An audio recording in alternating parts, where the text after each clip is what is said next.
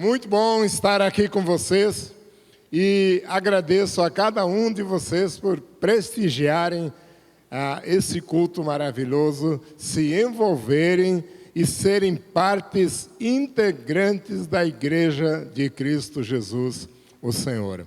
Amados, eu quero aproveitar esse momento para dizer para vocês, obrigado pelas vossas orações. Por quê? Porque durante esse período que nós estivemos afastados, por limitações de decretos, muitos foram os problemas, as dificuldades enfrentadas, mas especificamente sobre o Covid. O que aconteceu? Lá em casa, o primeiro que sofreu as consequências foi o Daniel. O Daniel, ele foi contagiado com o Covid e fez todos os procedimentos necessários, a medicação recomendada e teve alta por curado.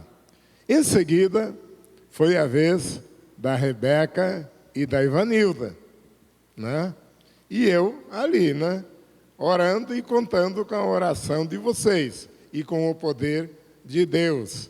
Não que nos outros não havia, mas acontece como eu sendo do grupo de risco, o esforço é muito maior no sentido de contar com a presença de Deus. E a Ivanilda foi a que mais apresentou os sintomas, E aí, então, a gente não observou nenhuma limitação durante esses dias. Dentro de casa, como família, não tem como ficar se limitando. E aí o médico falou assim, é bom que o senhor também faça o exame, Vai coletar material para fazer o exame. Nós fizemos a coleta de material e o resultado veio negativo. E nessa altura, a Ivanilda e a Rebeca também já tinham tido alta por curado. E aí foi, então, o Gabriel apresentou bem poucos sintomas, mas foi fazer os exames. E deu também positivo para o Covid-19. E aí o médico falou assim, olha, eu não estou acreditando muito no exame que foi feito no senhor. Vamos fazer de novo? Vamos. Aquele negócio complicado, E fomos, e graças a Deus, querido, deu negativo de novo. Então eu digo obrigado a Deus e obrigado a cada um de vocês por aquilo que vocês fizeram de oração e de intercessão ao nosso favor e em favor da nossa família. Amém? Queridos, eu quero ainda aproveitar uma carona aqui com a palavra da pastora Rebeca. Para quem não conhece, essa é uma mulher de Deus que ela não tem preguiça, não se acomoda, ela está em todo lugar, é terrível a maneira como vive. Ela vive nos ribeirinhos de Santarém, na Amazonas, e ela fica também em São Paulo, ela vai para a igreja do Japão, de Nova York, e ela está em todo lugar, ela tem muita participação com o Espírito Santo que está em todo lugar. Ela não se acomoda, uma mulher muito ativa.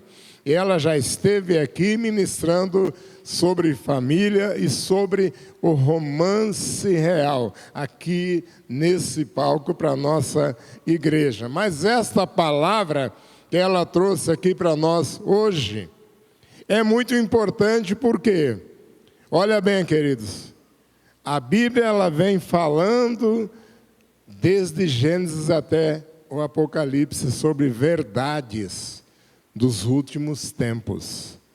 Tem muita gente que não está preocupada e não estão notando os sinais que estão acontecendo. Então, eu quero falar uma coisa. Essa igreja, a nossa igreja aqui, igreja local, é uma igreja muito atuante.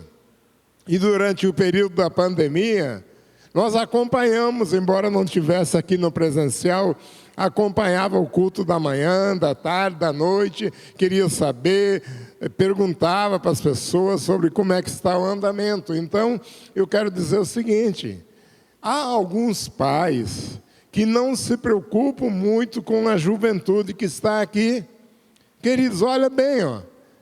A Bíblia diz que como foi no tempo de Noé, que o pessoal trabalhava, construía, plantava, colhia, casava, se dava em casamento, ninguém se preocupava com aquilo que o Noé falava sobre o dilúvio, mas acabou chegando. Assim também será na volta do Filho do Homem. Por isso, queridos, lá na eternidade, você vai querer estar com os seus filhos, com os seus pais.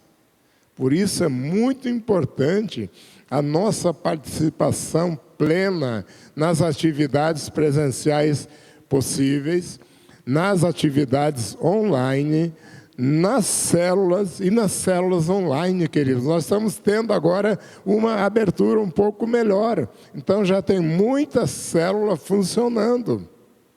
Vamos participar, queridos. Vamos levar a sério, porque os últimos dias são esses que nós estamos vivendo. A Bíblia, ela não mente. Eu vou estar falando um pouco sobre a Bíblia. É uma Bíblia que tem toda a palavra de Deus. Ela é a palavra de Deus. Ela também contém a palavra do homem. Tem muitos homens que falam na Bíblia. Ela também contém a palavra do diabo, que o diabo falou desde lá do Éden. Mas ela é a palavra de Deus. Ela foi escrita por 40 escritores diferentes, em lugares diferentes, por um período de aproximadamente 1.600 anos. E ela não se contradiz em nada. O livro mais antigo da Bíblia, muita gente pensa que é Gênesis. Não, o mais antigo é o livro de Jó. O livro de Jó é o mais antigo. E o mais recente, o último que foi escrito como canônico, não é o Apocalipse. É a terceira carta de João. Terceira João. A Bíblia, queridos, observe isso. Foi o primeiro livro impresso em todo o mundo. O primeiro livro impresso foi em 1440, quando Gutenberg inventou a imprensa de tipos móveis. A Bíblia foi a primeira a ser escrita.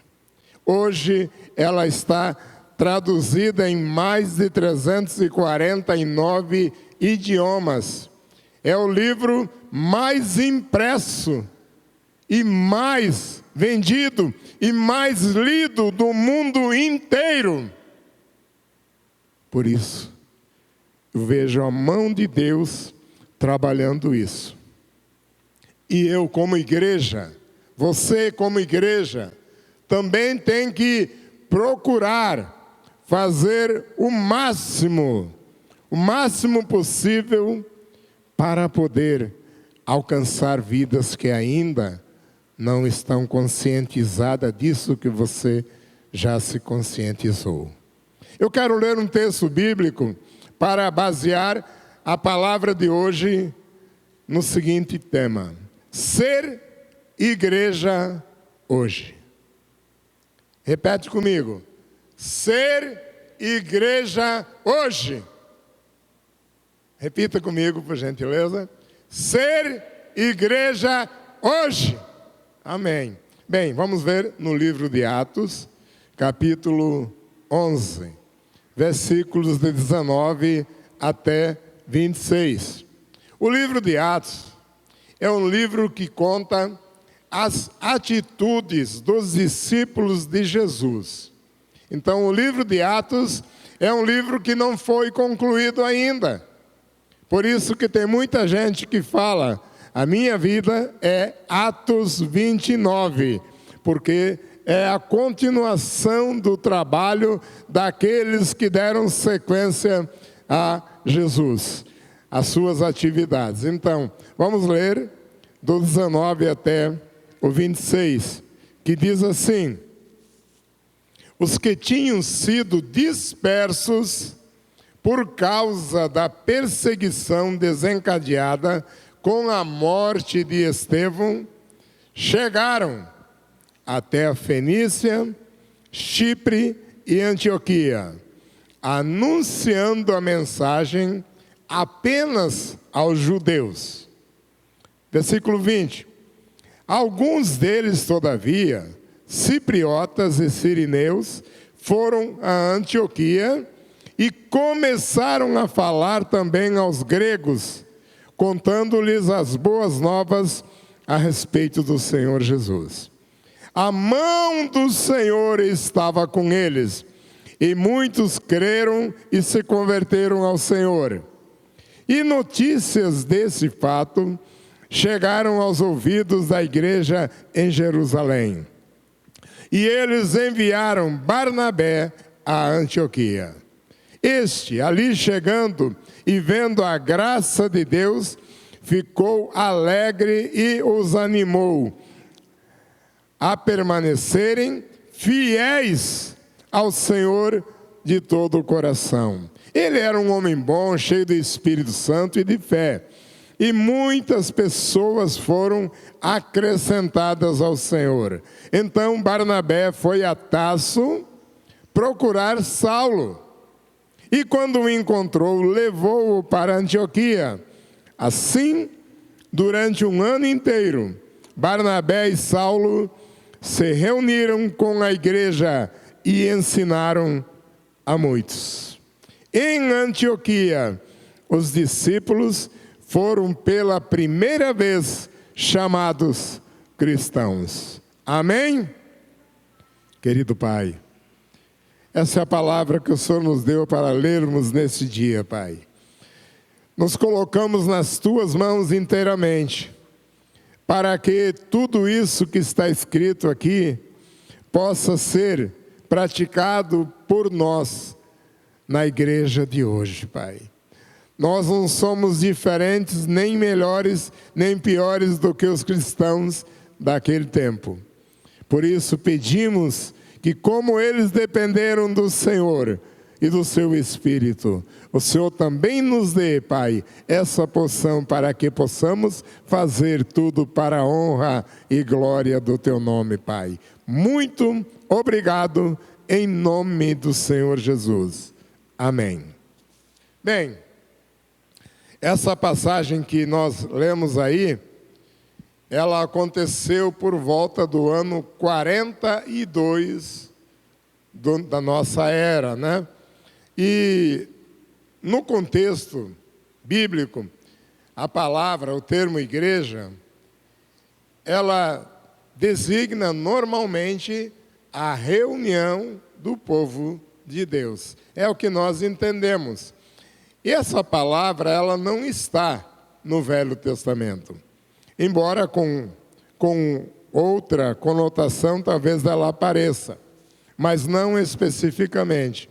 Mas ela, a palavra eclésia, como você queira falar, né?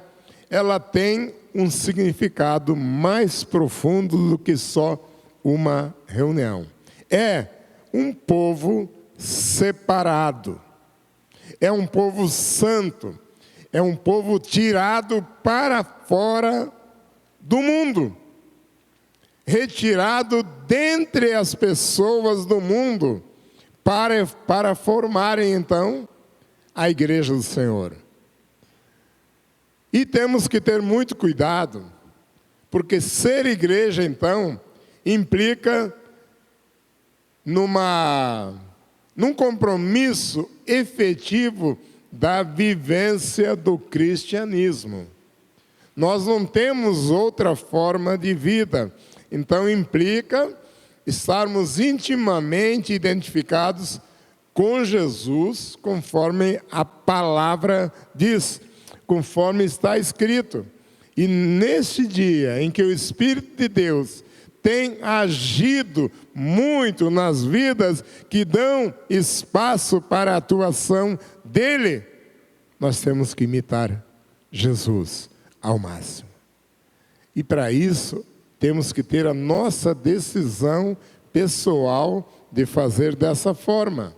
Tá?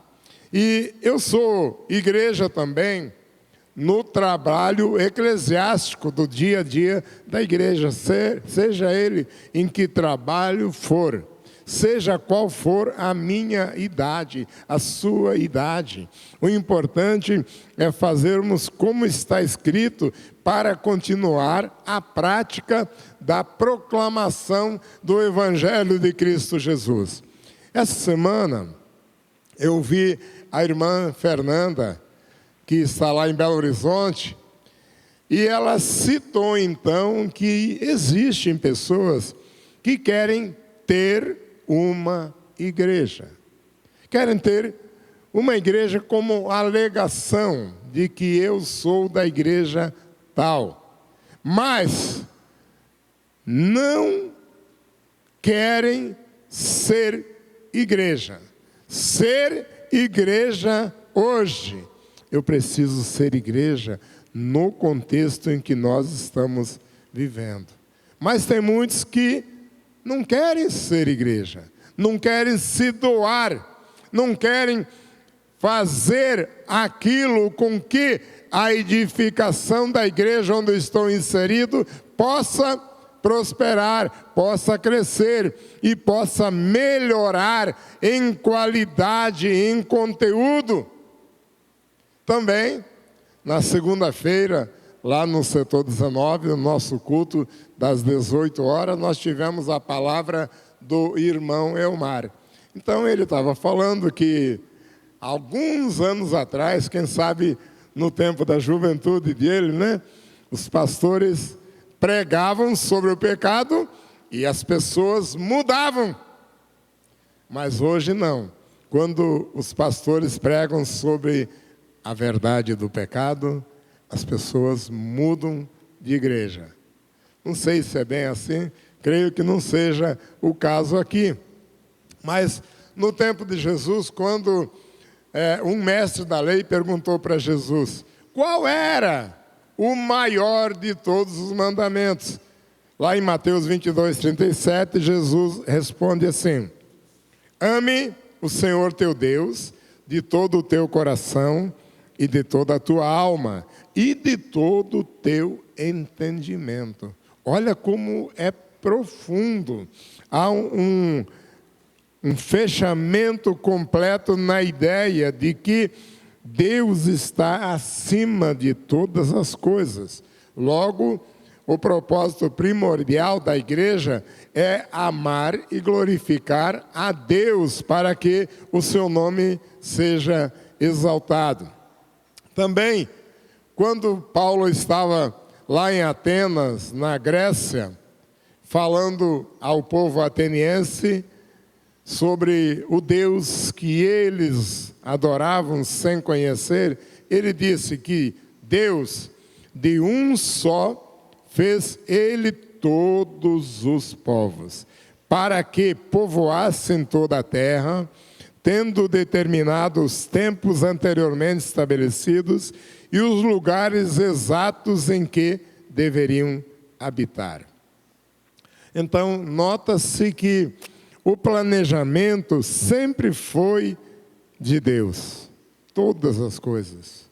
Não há limites. E de um só Adão, então uma só fonte, uma só origem, ele criou todos os povos. Mas, vamos aqui questionar agora. Se temos uma só origem, por que tantas diferenças? Por que tantos conflitos nos dias de hoje? Então, à medida que o tempo passa, torna-se mais difícil ainda a convivência, mesmo dentro das famílias, mesmo dentro das denominações. Por quê? Cada um quer viver ao seu modo. Mas e daí? A igreja não é unidade? Eu não sou unidade com você? Então nós temos que gerar o mesmo tipo de pensamento, de comportamento, de atitude. Isso que nós precisamos. Então, a igreja, ela é importante.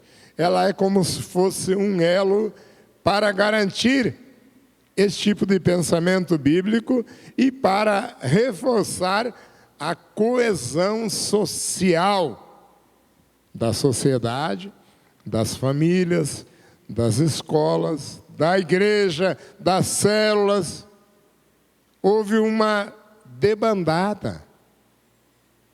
Houve uma utilização de formas diferentes daquelas que estão na Bíblia. E mesmo durante a pandemia, queridos, a igreja ela se esforçou ao máximo para estar levando, então, as famílias a serem abastecidas com a palavra de Deus, os cultos online, as células online, as ministrações. Isso é um trabalho de cada um. Nós agradecemos aqueles que estão envolvidos diretamente, porque eu sempre digo que se não fosse essa juventude que vocês vêm trabalhando aqui, nós teríamos até parado, quem sabe. Mas as pessoas que estão nesse relacionamento de conexão com pequenos grupos, elas continuaram a florescer, continuaram a crescer, tanto externamente quanto internamente. Agora, aqueles que dependem de uma presença física através de um culto presencial, tiveram uma dificuldade um pouco maior. E mesmo nós temos que levar em conta que nem todos têm acesso a uma internet que possa receber com qualidade. Outros não têm aparelhos suficientes para isso. Mas temos que nos esforçarmos para atender também essas pessoas que têm essas dificuldades. Mas vamos voltar ao texto lá do começo, quando houve uma perseguição muito grande e eles foram esparramados, né? Porque após o apedrejamento de Estevão, que está lá em Atos 7, houve então grande perseguição contra a igreja que estava em Jerusalém, tá? E todos foram dispersos pelas terras da Judéia, de Samaria, e havia um medo generalizado por causa da perseguição. O cristianismo, queridos, ele sempre sofreu a intolerância religiosa, desde o começo. E você pensa que hoje nós não sofremos perseguição? Aqui em Vilhena, nós sofremos perseguição. Agora vamos parar por isso? Não, de forma nenhuma. Os nossos irmãos daquele tempo não se acomodaram. Saíram por outras terras, levando a missão e a mensagem de Cristo Jesus o Senhor. O sangue daqueles mártires era como semente fértil nos corações aonde a palavra caía. E ser igreja hoje, queridos, é continuar a missão que eles começaram. Se nós queremos um avivamento hoje, temos que agir como eles agiram também. Não se deixar influenciar pela perseguição, mas continuarmos abertamente nos bastidores, presencial, online, fazendo o que está na palavra de Deus. A nossa missão, o nosso trabalho de evangelismo e de missões não acabou. Mas quando é que eu vou precisar agir? Amanhã ou depois, qualquer hora dessa. Queridos, é muito sério. É muito sério mesmo. Como é que você foi alcançado? Cada um de nós tem uma história. Cada um. Mas certamente alguém pagou o preço. Alguém orou por você. Alguém jejuou por você. Alguém intercedeu, foi atrás, testemunhou, testificou, falou do amor de Jesus. E o que eu tenho feito hoje? Temos feito isso? Eu não posso abandonar as vidas à sua própria sorte. Deixá-las que se virem, né? Nós temos que participar efetivamente, atuando, agindo.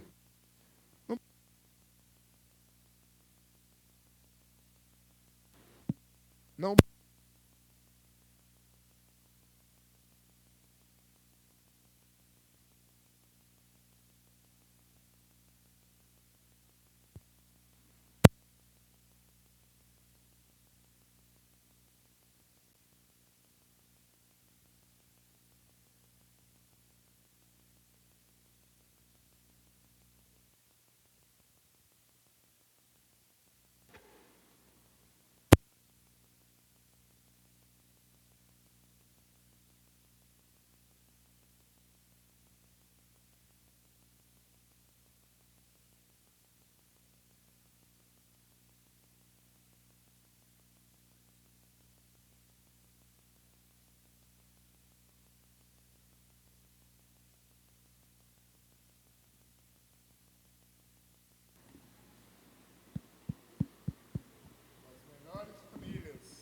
Obrigado, querido.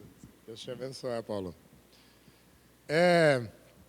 Não podemos deixar acontecer o que o mundo, estamos falando agora do mundo sem Deus, está procurando fazer. Sempre houve perseguição. Então, hoje, há um aparelhamento para querer impedir de todas as formas o crescimento da igreja. Então, se a igreja, se eu como igreja, que eu sou igreja hoje, ficarmos acomodados, logo não teremos mais oportunidade de alavancar e de crescer. Vamos que cada um analise o que é que eu tenho feito para o crescimento pleno da igreja aqui nesse mundo em nossos dias. O que eu tenho feito?